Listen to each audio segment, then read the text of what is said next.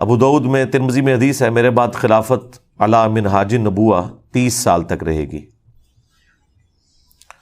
اور پھر وہ راوی حدیث کہتے ہیں کہ گنو، ابو بکر کے 2 سال، عمر کے 10 سال، عثمان کے 12 سال اور علی کے 6 سال۔ تو وہ تابعی پوچھتا ہے کہ یہ بنو امیہ کے لوگ تو حضرت علی کو خلیفہ ہی نہیں مانتے، بنو زرقا، نیلی آنکھوں والے۔ تو حضرت سفینہ کو غصہ آیا، انہوں نے فرمایا کہ یہ ان کی پیٹھ سے جھوٹ نکلا ہے، سچ تو یہ ہے کہ ان کی جو حکومت ہے یہ شریر ترین بادشاہت ہے۔ اب بعض لوگ کہتے ہیں کہ حضرت سفینہ نے چونکہ یزید کا زمانہ پایا تھا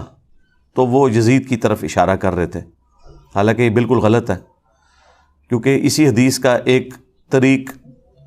مسند ابی داؤد طیالسی کے اندر بھی ہے اور مصنف ابن ابی شیبہ میں۔ اس میں آگے الفاظ ہیں کہ وہ راوی حدیث پوچھتا ہے حضرت سفینہ سے، نبی الاسلام کے آزاد کردہ غلام سے، کہ اگر خلافت 30 سال تک ہے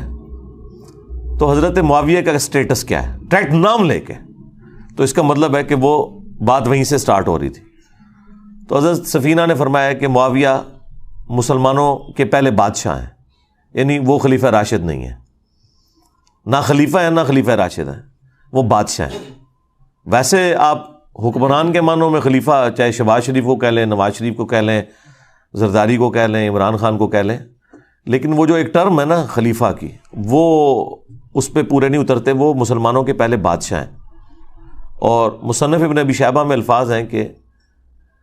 یہ لوگ سخت گیر بادشاہ ہیں اور ان کا پہلا بادشاہ معاویہ ابن ابی سفیان ہے۔ اب اس میں انہوں نے پہلے کا نام بھی لے دیا، یعنی وہ یزید سے بات شروع نہیں کی، انہوں نے یزید کے والد سے بات شروع کی،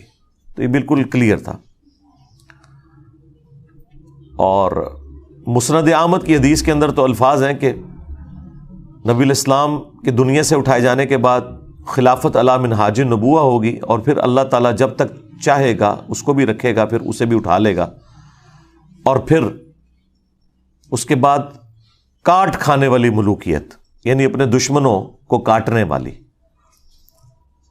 وہ آ جائے گی،